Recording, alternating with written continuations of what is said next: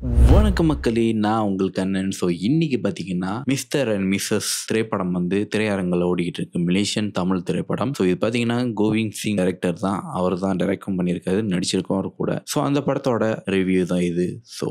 வாங்க மக்களே ரிவ்யூக்கு போவோம். மிஸ்டர் அண்ட் மிஸ்ஸஸ் படம் நேத்து ரிலீஸ் ஆகி திரையரங்கில் ஓடிட்டு இருக்கு. கண்டிப்பாக மலேசிய திரைப்படங்கள் இப்போ ரொம்பவே ஸ்ட்ரகிள் பண்ணிட்டு இருக்குன்னு சொல்லணும். ஏன்னா நான் போனப்பையும் 2 பேர் 3 பேர் தான் இருந்தோம் தேட்டரில். கொஞ்சம் நெருடலாக தான் இருக்குது, கொஞ்சம் கஷ்டமாக தான் இருக்குது. கண்டிப்பாக மலேசிய திரைப்படத்துக்கு ஆதரிங்க. உங்களோட ஹானஸான ரிவ்யூஸ் கண்டிப்பாக அவங்களுக்கு தேவை. நீங்கள் ஹானஸான ரிவ்யூ கொடுங்க, எந்த ஒரு ஒளியும் மறைவு இல்லாமல். அது அவங்க இம்ப்ரூவ் பண்ணுறதுக்கு நிறையா தூண்டுகோலாக இருக்கும். மிஸ்டர் அண்ட் மிஸ்ஸஸ் திரைப்படம் பார்த்தீங்கன்னா ஒரு சிம்பிளான ஒரு ஃபேமிலி சப்ஜெக்ட் தான். அது அழகாக கொண்டு போயிருக்காங்க தான் சொல்லணும். சில குறை நிறைகளும் இருக்குது, சில ப்ளஸ் பாயிண்ட்ஸும் இருக்குது. அதுதான் நம்ம பார்க்க போகிறோம். இந்த கதையோட பிளாட் என்னன்னு பார்த்தீங்கன்னா, இல்லைங்க நான் மறந்துடுவேன். இந்த கதையோட பிளாட் என்னன்னு பார்த்தீங்கன்னா, ஒரு ஹஸ்பண்ட் தன்னோட ஒய்ஃபை ஏங்கி பிரிஞ்சு ரொம்ப நாள் இருக்காங்க.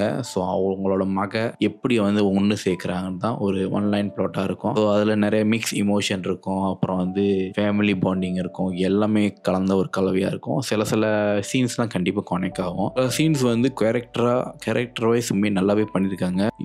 அதுக்கு முக்கியமாக சொல்லணும்னா யுவராஜ் அண்ணன் நல்லாவே பண்ணியிருக்காங்க. அப்புறம் பார்த்தீங்கன்னா சாண்டினி கோ, அவங்களோட ஆக்டிங்கும் உண்மையில் நல்லாவே இருந்துச்சு. டீசனான கேரக்டருக்கு என்ன தேவையோ அதை நல்லா செஞ்சுருக்காங்க. சில இடத்துல வந்து அது கொஞ்சம் ஓவர் டூ பண்ணுற மாதிரி தான் இருந்துச்சு. பட் அது இம்ப்ரூவ் பண்ணியிருக்கலாம். அது ரொம்ப நோட்டிசபிளாக இல்லை, நல்லாவே இருந்துச்சு. இமோஷனல் பார்ட்லாம் அவங்க நல்லாவே பண்ணியிருந்தாங்க. அது மட்டும் இல்லாமல் இந்த ஒரு திரைப்படம் பார்த்தீங்கன்னா நிறைய காஸ்ட் அண்ட் க்ரூ டெக்னீஷியன்ஸ்லாம் ஒர்க் பண்ணியிருக்காங்க. அவங்களுக்கு ஹேட்ஸ் ஆஃப் சொல்லிக்கிறேன். ஒரு சிம்பிளான கதை தாங்க, ஒரு சிம்பிளான ஒரு ஃபேமிலி ஸ்டோரி. அதில் பார்த்தீங்கன்னா கோவிந்த் சிங் வந்து அவரோட ஆக்டிங் உண்மையை நல்லாவே இருந்துச்சு.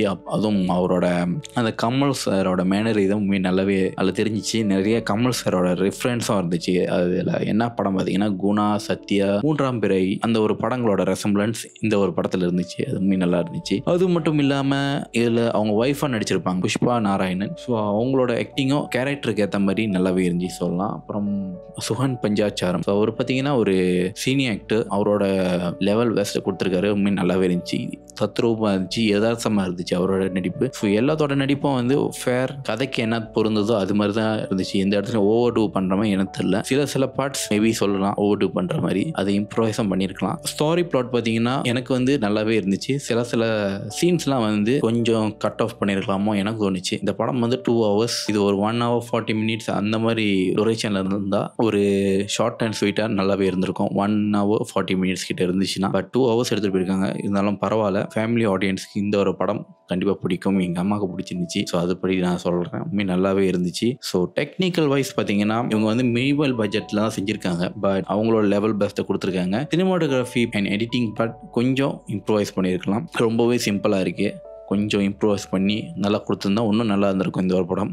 முக்கியமாக இந்த படத்தில் பார்த்தீங்கன்னா ஒரு கிளைமேக்ஸ் பொசிஷன் வரும். அது வந்து ரொம்பவே நீங்கள் போய் பாருங்களேன், ஒரு உருக்கமாக, ஒரு சென்டிமெண்டலாக, இமோஷ்னல் டெப்த்தாக கொடுத்துருப்பாங்க. அன்எக்ஸ்பெக்டட் கிளைமேக்ஸ் தான் சொல்லணும். உண்மையை நல்லா இருந்துச்சு கைஸ். அந்த கிளைமேக்ஸ் பொசிஷன் உண்மையை நல்லா இருந்துச்சு. எல்லாத்தோட பெர்ஃபார்மனோ அந்த கிளைமேக்ஸ் பொசிஷனில் எல்லாத்தோட பெர்ஃபார்மனோ உண்மையிலேயே நல்லாவே இருந்துச்சு. அந்த ஆக்சிடென்ட் சீன்லாம் காட்டியிருப்பாங்க, அது நல்லா இருந்துச்சு. அது தெரிஞ்சாலும் அவங்களோட எஃபர்ட் அதில் தெரிஞ்சிச்சு.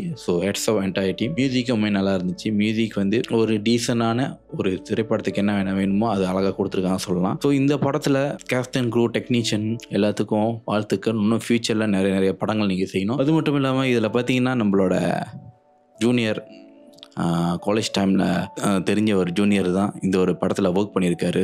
சூர்யராஜ், சூர்யராஜ் அசிஸ்டன்ட் டைரக்டராக ஒர்க் பண்ணியிருக்காரு. அவருக்கும் வாழ்த்துக்கள். ரொம்ப ப்ரௌடாக இருக்குது. Keep rocking. அது மட்டும் இல்லாமல் எல்லாருமே இதில் படத்தில் நடித்தவங்க எல்லாமே அப்கமர்ஸ் தான். அப்கமர்ஸ் ஒர்க் பண்ணியிருக்காங்க.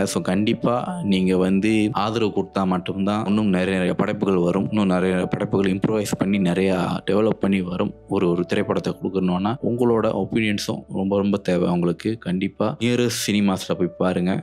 எங்கெங்கே ஓடுதுன்னு நான் கண்டிப்பாக சைடில் போடுறேன். கண்டிப்பாக அதுபடி திரையரங்கில் எங்கெங்கே ஓடுதோ கண்டிப்பாக போய் பாருங்கள். ஏன்னா ஏசியா திரைப்படங்கள் 4 நாள் தான் நான் கேள்விப்பட்டேன். கண்டிப்பாக நீங்கள் மேக்ஸிமம் போனீங்கன்னா தான் அவங்க எக்ஸ்டெண்ட் பண்ணுவாங்க அந்த டேட்ஸை. ஆதரவு கொடுங்க. மிஸ்டர் அண்ட் மிஸ்ஸஸோட என்டையர் க்ரூக்கும் நான் வாழ்த்துக்கள் சொல்லிக்கிறேன். உங்களோட ஆனர்ஸ் ஒப்பீனியனும் நீங்கள் சோஷியல் மீடியாவில் அப்லோட் பண்ணுங்கள். அதுபடி அவங்க வந்து கற்றுக்குவாங்க, நிறையவே கற்றுக்குவாங்க. அதோட நன்றி. வணக்கம் மக்களே.